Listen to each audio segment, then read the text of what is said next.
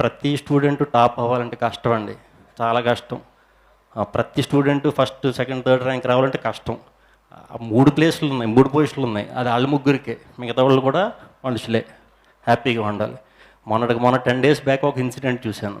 LB నగర్లో ఒక అమ్మాయి సూసైడ్ చేసుకుంది, అంటే 10th ఎగ్జామ్ సరిగ్గా రాయలేదని.